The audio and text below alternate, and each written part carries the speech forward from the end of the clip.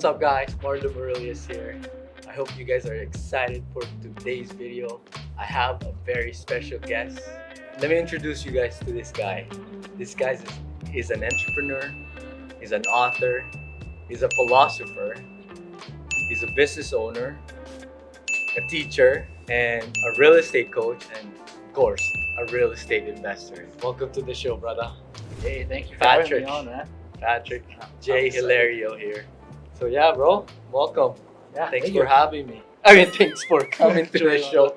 It's fucking cold day today, minus 40. I didn't think we were gonna make it today. You know, I was like, man, it's super cold.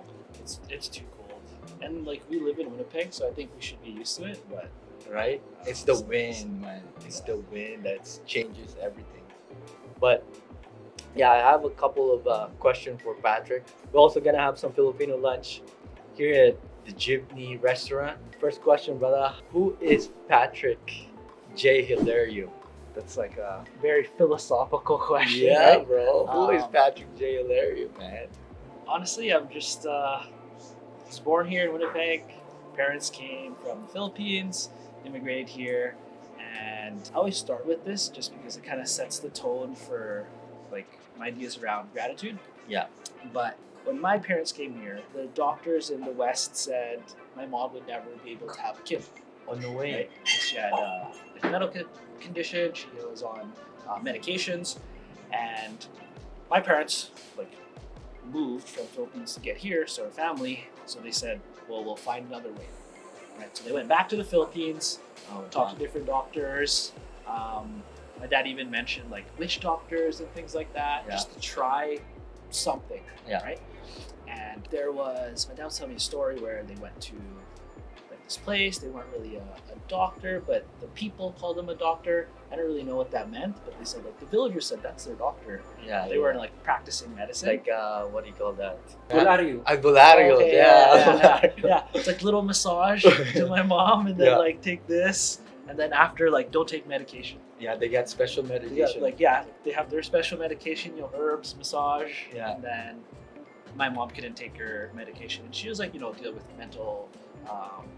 She has depression, bipolar disorder, and like you're not supposed to not take your medication during that time. Yeah. So my parents made some rules. Of course, like hey, they gotta make sure like mom's mental health is first. Like no arguing at all, Mhm. and that's got to be difficult for newlyweds, of course, right? Yeah. So they come back. Mom gets pregnant. They come back here, and my parents would always tell me like, "Oh, you were made in the Philippines, Mhm. but you were born here." Right. When you're 6-year-old, you're like, Yeah. "What does that mean?" Like, Yeah. they asked, how are babies made? And parents are like, "Oh, your mom drank a special drink." Or Oh. my dad said, "Oh, we found you behind a dumpster one day." And I just like messing around, right? my Ellis, my second child, Yeah. is made in the Philippines.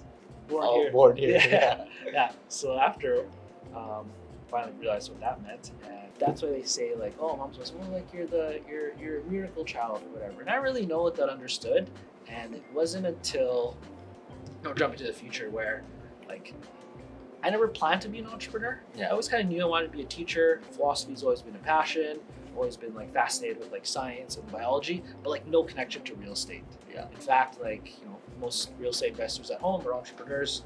You probably even read Rich Dad Poor Dad. Yeah. Right. And I don't know about you, but I was inspired by Rich Dad Poor Dad. But at the same time, I had limiting beliefs around I can't do real estate. I'm too young. I don't have money. I don't know what this is. Bro, I know a lot of people that read Rich Dad Poor Dad, but never had that itch to start to do it. Right. Exactly. Yeah. And for me, when I read it, that's when I was starting to close my first ever deal. Okay. And that's why I'm like, dude, I'm on the right track. You're already doing real estate as you read Rich Dad Yeah. Poor Dad? Okay. Yeah. Nice. No. It was the process of closing that first deal. Okay. Yeah. So my buddy said, "Oh, let's partner up together." I said, "Okay." And then he told me, he went back to the Philippines, and then he told me, "Read Rich Dad Poor Dad." And I'm like, "What the fuck is Rich Dad Poor Dad?" It's so intriguing, right? And then I left it for 3 weeks, and then I said, "You know what? Rich Dad Poor Dad. What the fuck does that mean?" So I read it, and then I'm like, "Dude, That's real what you're estate." doing. Yeah. Yeah, real estate. So I kept pushing to close that deal. and it didn't go well after. Right. Yeah. But yeah, Yeah, it was it's so like- fucking good. Everyone reads that book, and then if they're already entrepreneurs, they said helps them get there. Yeah. Some people, you said, just read it, and then. But then for me, like, I read it and I didn't want to do real estate. Oh Like, I didn't think it was possible. I looked at it as like, okay, well, I make a little bit of money. I'm working minimum wage at this point, still in university, and then I was like, okay, just put money into the stock market and get dividends, right? Like monthly How long did you do dividend that? payments. I did it for 2 years, Okay. and it took like a year and a half to make $15 a month. Oh, right? And then at the time, like, I thought that was awesome. Yeah. Like, to me, it was like, okay, cool. Like, that $15, 50 cents a day, like, that's something. And at the time, still have that limiting belief where, okay, I can't really think too big. Mhm. And then finally, just realize, okay, well, if that's possible, and my mom got married having a kid, there's gotta be something. You're the more. only child, though, right? Yeah, I'm the only child. Yeah, Oh, because of that. Because of that. They didn't want to like risk it again. So this is the first road trip. This is for dance. Like, I used to break dance. Right. I heard. Yeah. Yeah. We used to like compete across Canada, and then we ended up driving there, Mm-hmm. and I hit a deer like straight on, and it peeled the hood Oh over shit. the The glass, windshield, the yeah. windshield. So luckily no one got hurt because it flipped over us, and I hit it straight on. Like, the only thing I remember was I heard the like the gallop, and then we just saw the deer right in front. And no one's hurt. We just had like some glass in our hair. Everyone was okay. There's a guy going next to us who saw the whole thing. He thought we were dead, basically. So he called the cops, checked on us, and then we left. And came drive back to the city. And then the whole night, like, all of us in the car were just like, what Shook. happened? Yeah. And then my one friend, Errol, at the time of the accident, like, we came to, like, everything kind of went black, and then we were like still going, and he's like, hey, do your brakes work? And then I was like, I tested them out, and like, no, they don't work. He's like, okay, I'm gonna pull the e-brake. And he pulls it, just like regular conversation while this happened. But then before bed, we all just like, we're in our hotel room, and then we're like, hey, let's just replay the moment over and over again until you just accept that it happened. Mhm. And then I fell asleep like that. And then when I woke up, it was weird that I was okay, well, this is your second life, Yeah. right? Like, why play small at that point? And this is something that I continually work on, is just keep trying to think bigger Yeah. and pour that idea back into myself. So it's kind of why it's like, hey, I always wanted to be a teacher, but now it's like, hey, how do I take that and make it bigger, right? Like, I love public school education. Part of me wants to go back, but at the same time, I know that I have to go down the route of trying to do it this way, because that's where it's uncertain, and Bro. it's in that uncertainty that I find, okay, that's like the right decision. We're on If I the just do same this page. certain thing, like, life's already, like, I know what my life's gonna look like if I do this certain thing, right? Yeah. So it's like, you almost have to. That's just me though, right? 'Cause it's like, I've seen what the risk has been to even get me here. Yeah. So why not just Continue learn it. to manage that risk? Exactly. Yeah, continue it, yeah. If you guys haven't subscribed to my channel, please do so, and please click that notification bell button so you guys get updated to our latest video. So we talk about how you came into this world. Basically, you're a miracle child. So now from that, when and what got you started in real estate? After I kind of started seeing that, okay, life is not to be granted or to be taken for granted, I went to more real estate seminars just because I knew there's something here. Anytime I asked other people real estate, they just give me not the best answers, right? Like, ask my parents, well, real estate, well, what's that for sale sign? It's like, oh, that's for rich people. Ask like other friends with real estate, no one really knew. Too risky, like, just go to school, get a regular job, just do that route. And I started thinking, okay, I gotta find other people that do this, right? Because Nice. then I don't know anyone that actually does this. So I go on Facebook and I type, okay, anyone in Winnipeg that does real estate, I'd love to just take you out for lunch and kind of pick your brain, right? That's how I met my first mentor, Nelson Camp. And he showed me a duplex. First, he's trying to give me some knowledge, kind of show me, okay, you're going to be a teacher. He was a teacher too. Here's what you can do once you get that teaching position. And again, I was like humming and hawing. I was like, oh, it's a lot of money. I don't know how to do this, da-da-da. And I went to a seminar because my girlfriend invited me. She's like, oh, she's into real estate. This was before we were dating, so she invited me out, and they had a raffle ticket of like, hey, if you win this, you get the door prize. It's 3-day training with Stefan Arniel. Rest in peace. Yeah. And those are 33, like that 3-day, 30 live negotiations. Oh. I was like, oh, I never win these raffle tickets. Look, haha, I'm gonna win this one. And I pointed at each number, and I ended up winning. To this day, we don't know if that was my ticket or her ticket. But she's like, oh, like I'm too shy. I'm not gonna do this. Like, you take it, obviously, right? So I skipped school. Tell my prof or whatever, I was like, hey, I got another, like it's for school still education, right? I can't make it. And then there's a rule in education where I think you only miss 2 classes or you don't graduate, you get pushed on to the next year. No way. And you can't have any Ds. And this is when you were trying to get into teaching. Yeah, this is when I'm still in university for Yeah. teaching. So yeah, I'm never gonna learn to negotiate, right? In school, Yeah. I gotta go do this thing. So then I go there, we do an exercise. The whole training is essentially, it's like 6 hours of theory and then 2 hours of actual negotiating. There's a whole game attached to it. But then we did an exercise at the end of like, hey, what are your goals in 1 year? And what's the consequence if you don't do that? Right. So I said, if I don't buy a house in 1 year, I've been thinking about this since I was like 17, like 21, 22 now. It's taking way too long. Like, I'm either gonna do it or not. Yeah. So I said, if I don't buy that house in a year, I'm gonna sell my car. I'm just gonna bus everywhere. Yeah. And for me to bus to school and to work was 45 minutes there and 45 minutes back. Yeah. You know what? Stefan is so good at that. Oh yeah. To put some action to everything, like what you want to do, right? Yeah. Because some of his stuff on his journal, you got 3 big goals to start, and then set a date to when you want to accomplish that. And if you don't humiliate yourself. Yeah. That's not the word, right? Yeah, basically. You know, so either you do it or You pay the consequence. Exactly. Or, yeah. you know. Yeah, he was so good at that. And like, Yeah. I think I was. What I year did is that- this? What year? This was 2017, Okay. and this was in December, and it was December 21st. I knew if I don't close on January 1st, 2019 is too late. It Okay. has to be before the 31st, 2018. I Okay. closed my first deal the 21st. So it was like close. And I Yeah. was like, oh man, like, and then again, everything kind of lined up. Like, because I'd done this training, I started to notice where were other investors. And then, so like, I'd be driving the West End, like, oh, there's a bunch of people there. Mm. Those are probably investors or people looking to buy the house if it's open house. My next door neighbor had, like, unfortunately passed away, Mhm. and we knew that she was sort of a hoarder. Come home from dance practice one day, there's a ambulance there, and this is where I'm learning to just like talk to random people. Yeah. It's part of like entrepreneurship, right? Yeah, you have to. Yeah, even with teaching, you have to talk to people. I was super shy, like as a kid, like I Me couldn't too. just have a conversation like this. Me Too too. hard. Yeah. And I think it's linked to like Filipino culture a little Yeah. bit, right? It's like, oh, you know, with your titos and titos, you can be loud, but then in public, it's just like you gotta be mahiya, right? Yeah.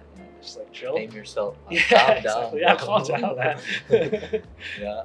So then I asked like the people, so what happened? I was like, oh, she unfortunately passed away. I'm like, oh, like that's sad. That's not good to hear. And then the next day, there's like this lady walk around the house, and all of a sudden, I see the next day, she's like measuring like windows and stuff. I was like, they talk about this in summer. This lady's an investor. So I start talking to her. She tells me she's from BC, and then the money that she spends here in Winnipeg, that's just her play money. Oh wow. And then again, I started getting exposed to more people that are like thinking big. I was Mhm. like, play money? Like, I don't have money to buy a house like this. This is crazy. And then you're telling me that it's 10x the price, BC, so you can spend here 10 cents on a dollar, right? Anyway, they renovate the whole place. I found out they're the ones that renovated, they developed Linden Woods, and they just do this for fun now. Oh no way. So they So had they're those, big investors. Yeah, they're big investors, and they started here in Winnipeg, did that for about 30 years, and then just left Wow. for BC, right? Lindenwood is a great area in Winnipeg. Yeah, it's an awesome area. And then at the time that was a new development for them, Mhm. right? She knocks on the door one night, and it was the same night that I put an offer on a duplex, and it didn't go through because we did due diligence and the foundation was messed up. So the person that knocks on your door is the lady or the person that bought the next door house. Yeah, she was Gotcha. I guess she was a contractor. It was her family Okay. member that bought it. So she knocked at your door. She knocked on the door the same night that my deal falls through. Oh, okay.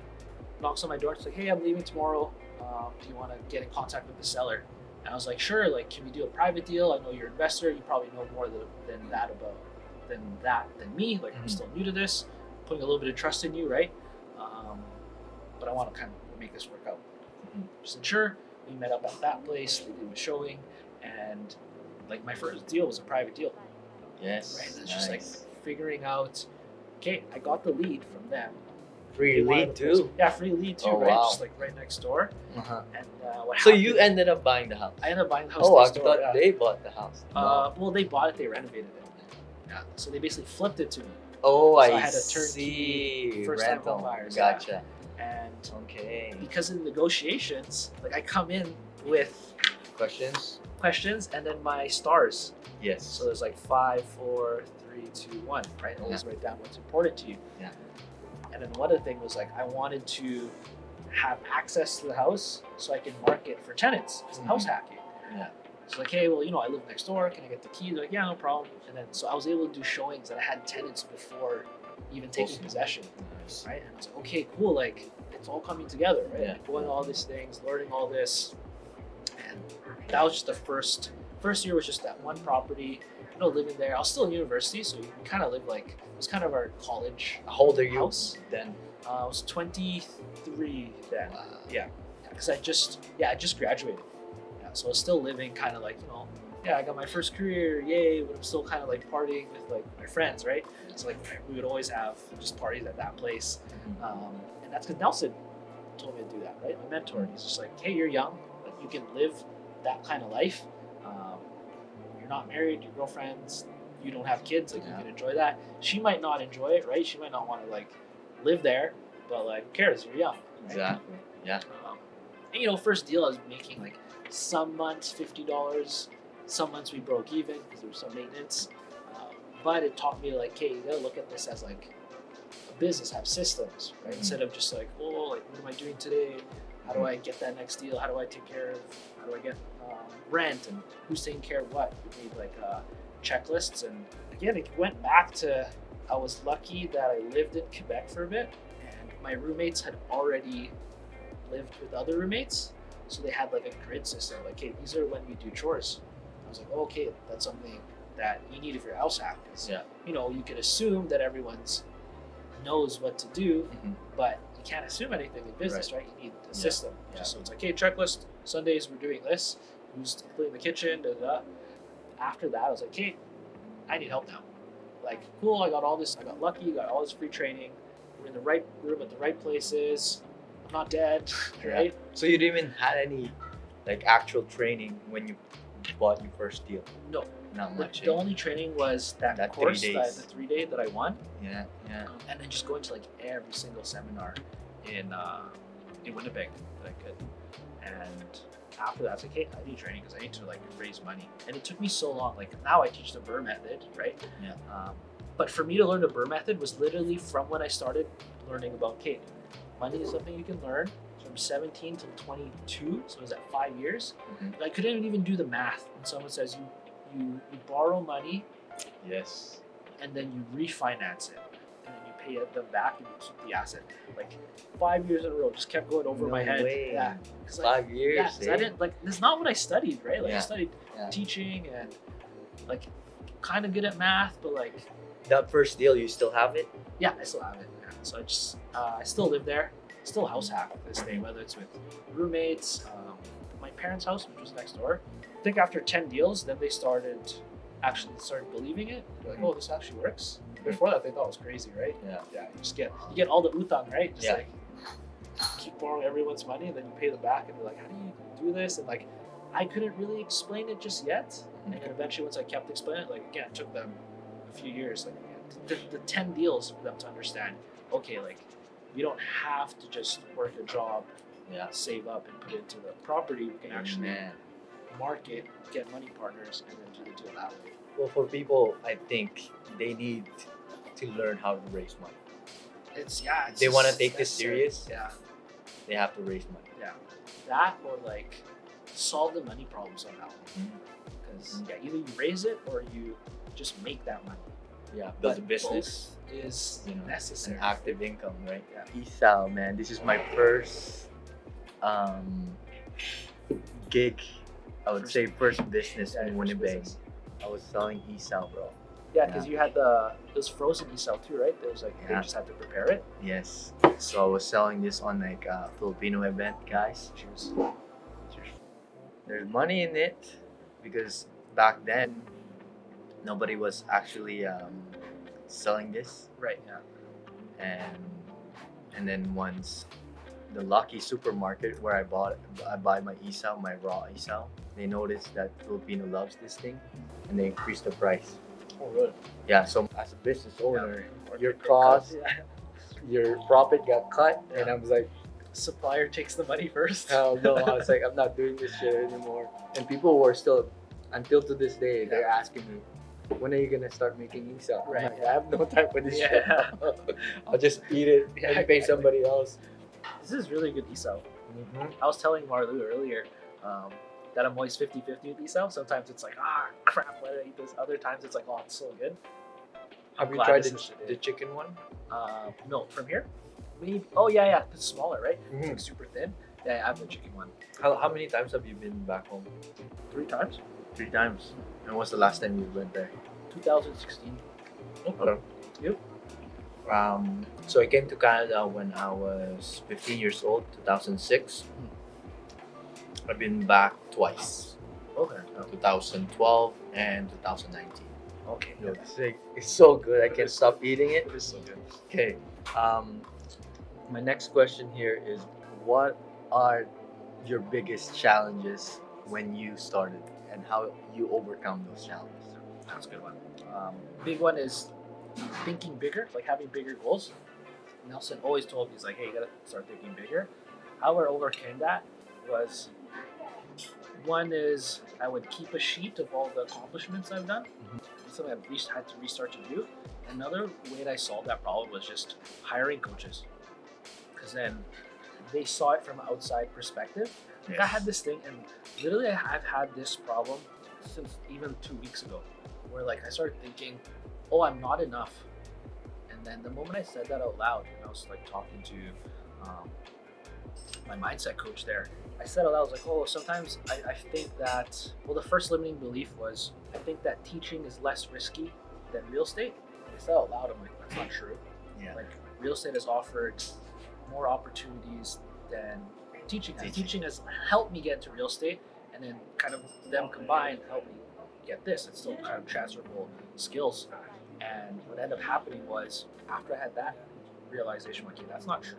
Then just this week, I was like, oh, like I have a limiting belief where I think I'm not enough.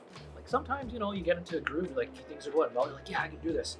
But then when things don't go well, I'm like, crap, am I like, good enough to do this? I know, bro. And then it sounds so simple, right? You hear people, it's in every book. You gotta believe in yourself, right? Yes. Yes. And I was like, okay, well, what is it? And then I look back and I was like, hey, well, here's all the things I accomplished.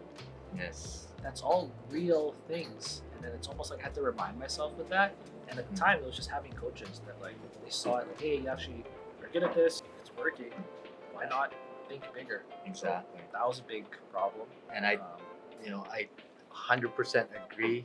A coach is your fastest way to get to your destination. It is hard, but having some accountability with somebody you trust and follow, everything should work. Yeah. Accordingly, if you're taking action. Yes, that's the big.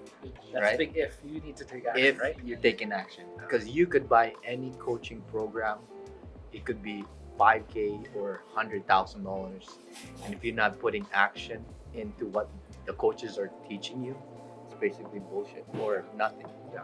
Right? It's all mindset. Like, yeah, you gotta execute as well. Yeah. But I find at a certain point, it was just like, hey, you're executing every day. Something was stopping you. It was just that mindset. Yeah. So, Yeah. And that's what when I got my coach, he told me that it's going to be hard. It's not going to be easy, but I'm here to help you overcome the fear of talking to people, the fear of negotiating, and it all worked out. I took action daily. Never seen kare-kare like that. So that is kare kare, and this is the famous sisig roll. I love this. This is one of the pulutan. We called it pulutan back home. You know what pulutan means? Yeah. Food for drinking. Yes. And this one is lechon baka. Wow. Bro, you gotta share me that. You gotta share me that. Shout out to Jeepney for helping us today. Thank you guys. They actually closed the restaurant now. I'm just kidding. There's people Yeah, eating shout out to here. This is my first time eating here. I was Where'd you young. graduate? Gordon Bell. Oh, okay. Yeah. Gordon Bell. It's a gangster school. Yeah, I was gonna say it's like you didn't beat anyone up or what? No. It was a lot of ethnicity in Gordon Bell, which is so good. I love Gordon Bell, man. What do you think should people do first before they get into real estate? Well, that's a good one. I think people should sit down and they should come up with at least 3 conclusions of what they think they should do. Yes. Right? Because I know what worked for me. Yeah. And something I've noticed is like we all kind of have an idea of what would work for us.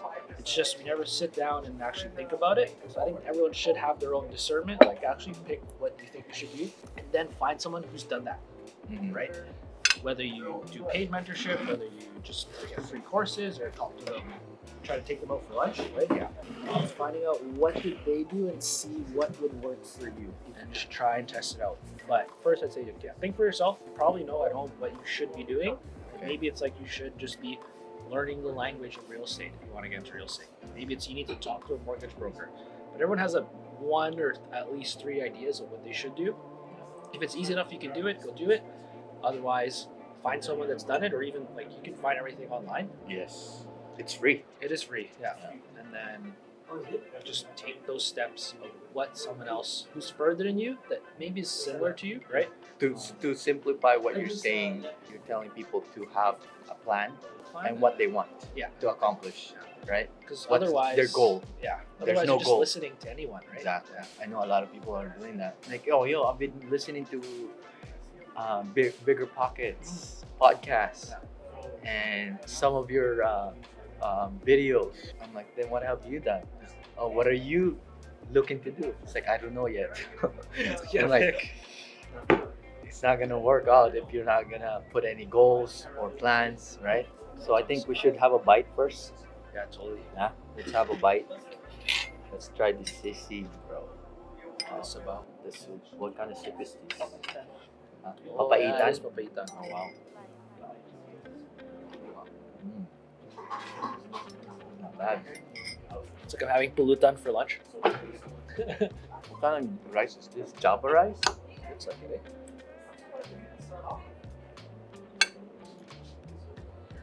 It's not bad. This is lechon baka. Yeah, I've never had lechon baka. Me too. Yeah, only the lechon pig, right? Yeah.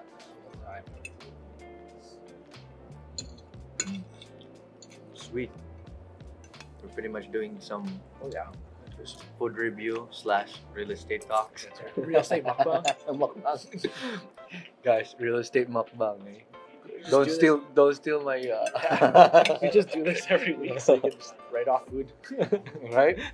Because I was thinking too, I'm like, what if actually, restaurant invited me or somebody to review their food and talk to business owners, entrepreneurs, real estate investors. Hey, that's gonna be a good gig. Yeah, no kidding. So, people have to take action and make some plans. So my next question here, what is bringing you joy today? I'm trying to get to a place where I just have joy just being alive. Hey And man, it just goes back to like, I could have been dead in that car accident. Right. Man. I don't know if my parents have heard the story, but if they have and they're watching this, like, it's okay, I'm alive in this timeline, so it's all good. oh, they don't know that I don't know if happened? they know. I don't think I've told them that Oh, story. no way. Okay. But yeah, just trying to like be happy regardless of whatever. Like sometimes I had like some days where you know you don't know if you're going to be able to pay back money, partner, as the deal's taking long. Right. You need to make money, and you got to make. Just one time, I needed to do a wholesale in 21 days, or else like I don't make mortgage payments. Can you tell about that story, bro? Yeah, Can you that tell was about crazy. that story? So that's when I first started scaling. So for ones that don't know, scaling is just when you try to do more and start using a little bit more leverage. It usually makes scaling easier. Right? So we were doing about one deal a month, and again, What year was this story? this was 2021. 2021. Yeah, Okay. 2021. Yeah. Again, I started hanging out with Denzel. Again, started hanging out with people who think bigger, and I was missing $9,000 because of renovation took more money than needed. So I was like, hey, well, I don't want to raise the money, have this funds. I'll just use this. And I just wasn't managing the cash flow as well because I was trying to do 4 deals at the same time. Wow. We were used to doing 1. I was like, hey, let's try to do 4. And I was like, hey, this is a lot, right? Yes. And I was like, hey, well, Denzel's like, what are you gonna do? Are you gonna give up, or are you gonna just figure out a way? And Exactly. I was like, he's like, what solution do you have? I was like, I got a wholesale deal. He's like, hey, there it is. And I was like, I don't know how to do the paperwork. I know how the process works. He's like, hey, Denzel, let's half it. Show me the paperwork. I'll find the deal. I'll do the parts I understand, and let's do it together. So, luckily, within I think it was like 11 days, so we had 10 days left. We were able to close the deal, find a buyer, Right. and get the wholesale. So we made 11,000, and then that was the first time where I felt that cash problem. I'm like, hey, what are you gonna do now? You're gonna find a way. And every single time I resolve that problem, I look at it now as, okay, that's evidence that you can do this. Because if it wasn't meant to be, then you would have died already, right? You would have Let been me out of ask you business. about the wholesale deal. How many hours did you spend on that deal from start to finish? From finding the deal, putting under contract, and finding another buyer? I'll go backwards. The last day was the longest because I had to go back and forth with the buyers. They need a signature. We have to redo the paperwork, get the seller's signature. And I was like, that's when I realized I don't want to be a realtor. Yeah. Because I was like driving back and forth, and it wasn't even that far. It was like an extra 45 minutes I had to do. 45 minutes there, negotiating with the new buyer and with the original seller took about 45 minutes each. So now we're hour and a half, 2 hours and 15 minutes total. And then the lead came from my dad, actually. Oh, okay. Uh, Oh, it's just a private deal. That was a private deal, Okay, so it was from okay. my dad. So going back and forth with texts, maybe another hour until I finally met with them. So it was about 3.5 hours for 11 grand. Like, That's the that's power of crazy. wholesaling, and that's why I love wholesaling. You know, because when my coach introduced me to that strategy, on my first 6 weeks of coaching with my coach Sean, I found 3 private deals. One was a fourplex, one is a single family home, and the last deal that I found was a close to a third down. It's better to be a third down. It's not really a third down, but it's better to be a third down. Right. Because of the house too small, there's no basement, and at that time the market was going up. Right. Right. So I got 3 deals, all private deals within 6 weeks of working with my coach, and he's like, "What are you gonna do?" I'm like, "I don't know, Sean. How can I raise more money?" I closed on the fourplex, and I still have it until now.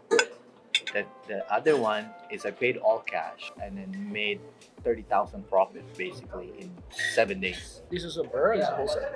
It's a wholesale. Oh, okay. Yeah. Picked it up, clean it. Yeah. After 2 days, I listed back in the market. Oh, nice.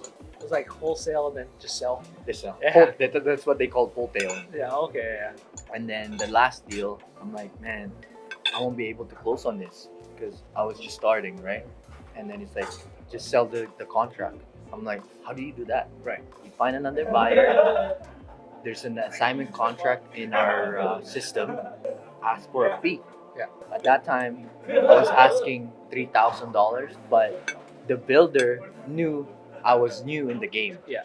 Well, I kind of told him like, hey, I'm new. How You new know what I it mean? is. So stupid. You don't use that as negotiation tactics. You don't want people to know that you're new. And for me, the way I wanted to know about it that I'm new is to feel bad. Like, oh, this guy is new. No, people will fucking take advantage of you. Not everyone's nice, man. It's crazy. Everybody will take advantage of you. That's just in life, Yeah. right? Life is not fair. And I was asking $3,000. Let's meet at Tim Hortons. To be frankly, nobody was interested in this deal. I had two buyers, but the other one just like, no, it's too expensive, blah blah blah, and they didn't end up making me an offer. But this guy is like, yo, let's go for coffee. I potentially have an offer for you. Yeah. So we went on a coffee and then we talked. He's like, I'll pay you $500 cash. It's a disrespectful offer. Yeah, right? but I had my suit and tie as well. You know? Yeah. And then all professional and stuff like that. I'm like, man, how can I pay for my suit and tie for that money? It's like, come on, man. Nobody wants this deal. I'm like, you know what? Let me contact my partner, aka my coach. I got on the phone with Sean and I said, Sean, man, this guy is fucking offering me 500 bucks. That's crazy. I'm not taking this. It's like, Marlu, don't be stupid. Nobody wants the deal. I'm like, yeah, okay. So you would rather not make money, or you would rather make $500? Ding! Something clicked. Yeah. I'm like, that's right. Yeah. So I went back to the table and I said, yeah, you know what? If you give me $500 right now, I'll take it. Yeah. So that got me introduced to wholesaling. I pretty much spent about 2 hours. The owner was Filipino. It was easier to talk to them Right, in yeah. Tagalog, right? And then made an offer, took some buyers there, and then gave the buyer the deal. So Nice. that got me really excited. I'm like, wow, 2 hours for $500. That's $250 an hour. It's more than a doctor. Yeah.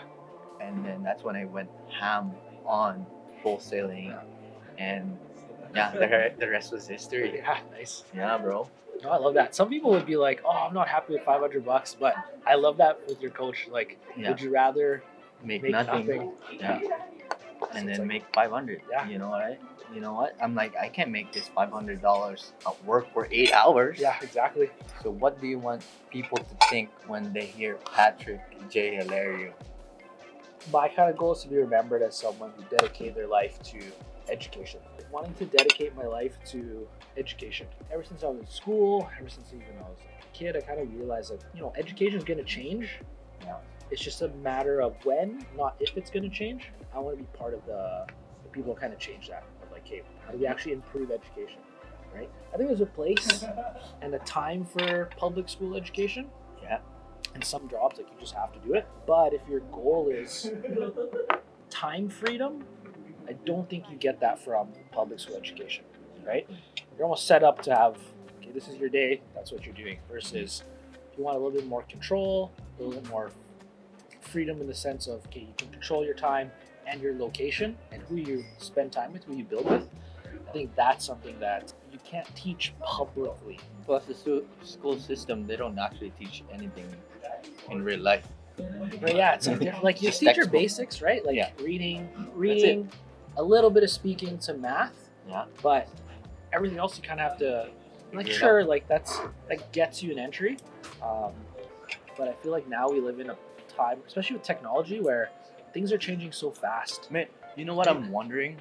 How is school system right now, especially, or even school classroom right now with kids having phone all the time? Right. Yeah. Because you learn how to use, like, I try to get my kids to learn how to use a phone responsibly, and also in the classroom. Right. Of, really? like, and I'd say, like, hey, if you catch yourself wanting to, like, grab your phone on the table all the time, you're getting distracted like that. Like, try to train yourself to recognize that, because that's not okay. That's gonna bother you later on, right? Yeah. Even I try to have that. Like, I try to track my screen time. Yeah, I try me too to. now. It's important, man, because especially after COVID, just being on the screen the whole day, like, Yeah. I messed with, like, my head a little bit. I'm like, hey, this is a little bit too much exposure to the internet. It's a great tool. You gotta learn how to use it, even with like Chat GPT. I don't know if you've heard about it. Mm-hmm. That's kind of been changing up the school, Okay. yeah, the game and the landscape of school. But I think it's just the beginning. It's kind of like, we started with Game Boys. Now we have iPhones, Right. right? A Now computer kids can in our have that in hand. school. Now our iPhone can be like AI and types essays. Anything, right? Yeah, it's unreal. What is the book that made the biggest impact in your life? I know you wrote a book. What is that book again? There's How to Never Be Broke Again. You only one, or you had That two was now? the second book. Okay. My first book was like a philosophy. Mm. It's like Dazai's journal. It's like a collection of philosophical Never thoughts. be broke again. Yeah, How to Never Be Broke Again. Writing that changed my life in that I was scared to publish that. Oh, really? Because like the title is ballsy, right? How to Yeah. Never Be Broke Again. Yeah. And like, I had to run tests and like just make sure like, okay, do these principles actually work whenever, right? Because I knew like, I grew up after 2008, right? So Mhm. my working career, we've never gone through hard times. Like I knew I was privileged like that, right? Yeah. And I was like, hey, well, there's gonna come a time where it's gonna be a downturn. It's gonna be harder times. I need to make sure that this stuff works. These principles and How to Never Be Broke Again deliver and over deliver. You actually won't go broke if you do this. Then again, like we were talking about, COVID's kind of a blessing in disguise. Yeah. Yes. So when COVID happened, that's when I got more confident. I was like, hey, cool. Like this stuff helps people. Yes. You can actually not go broke during this time, even though it's hard times. So that gave me a lot more confidence. I'm like, hey, well, something's working here, and you don't have to do anything super complicated, right? To not be broke. If you want to get rich, different, right? But the goal was how to not be broke ever again. That's your goal. It's like 10 principles essentially.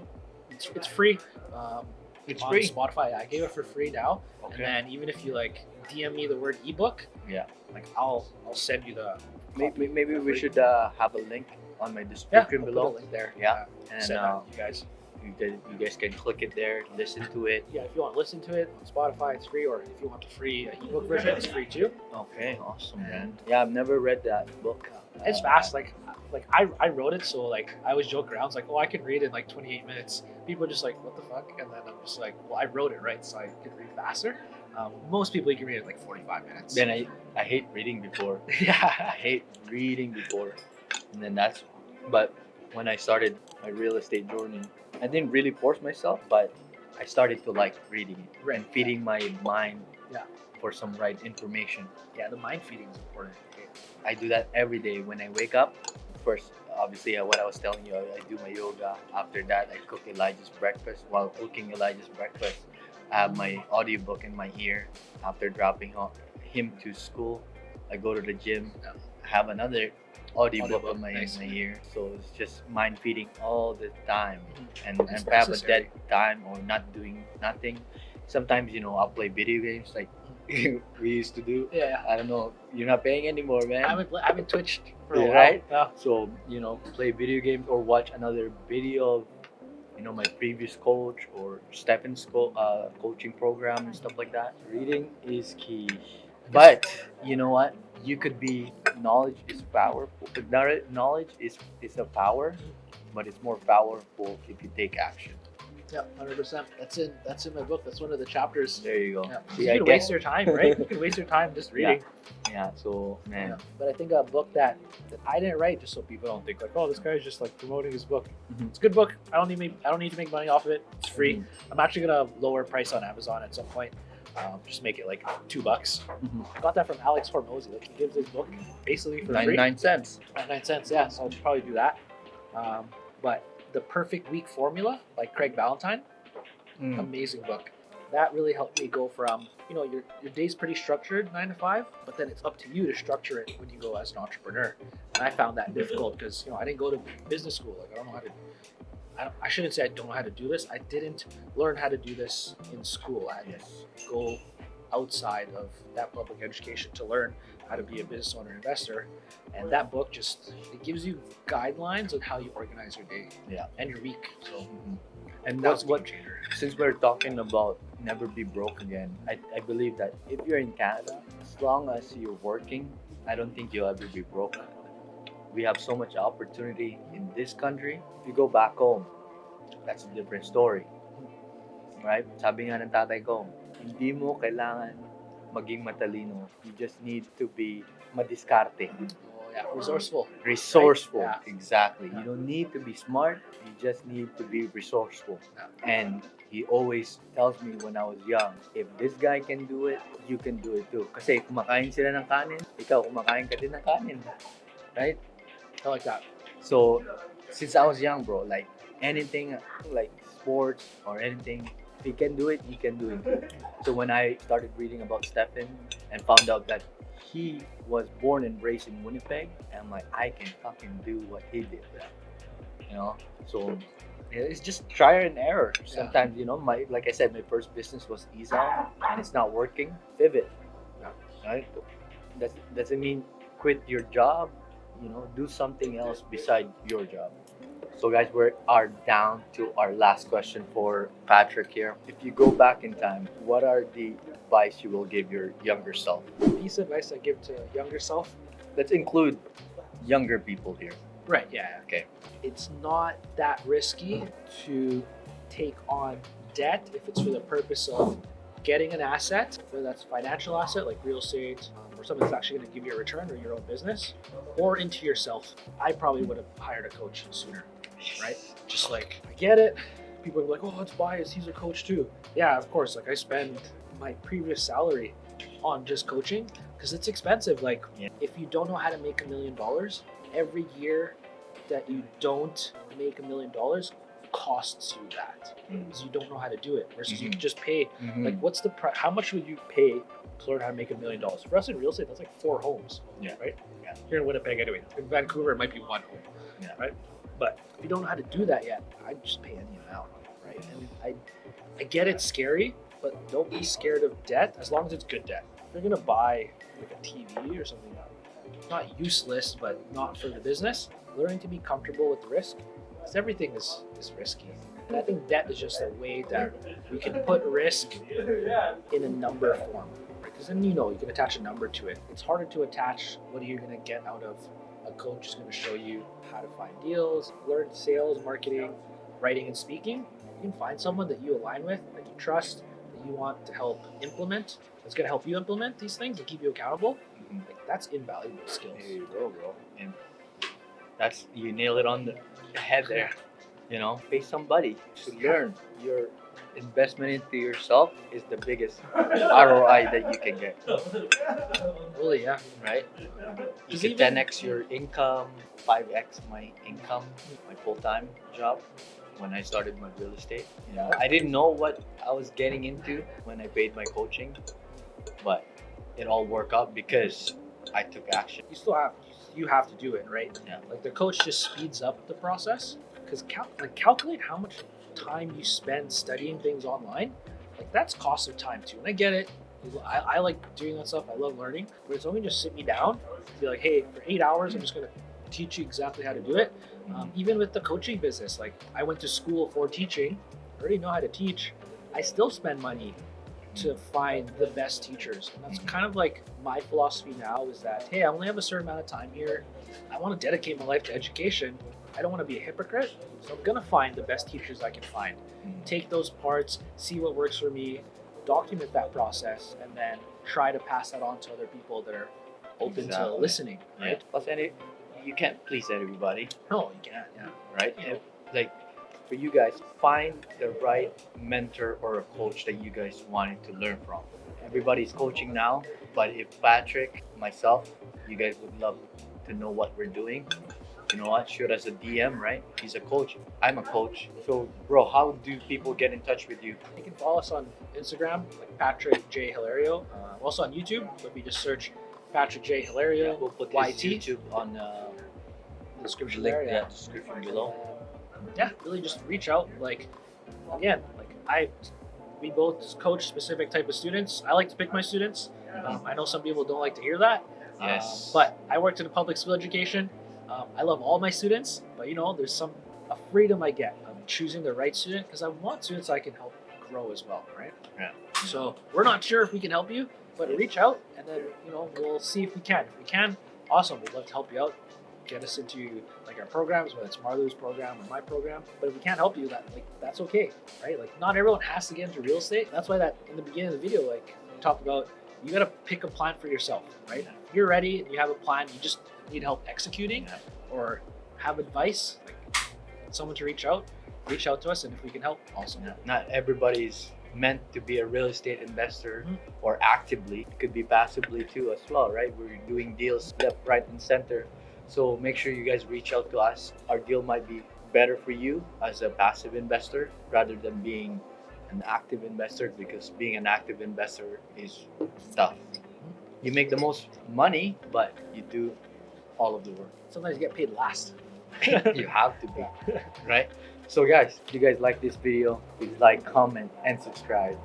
We'll see you on the next one. Peace.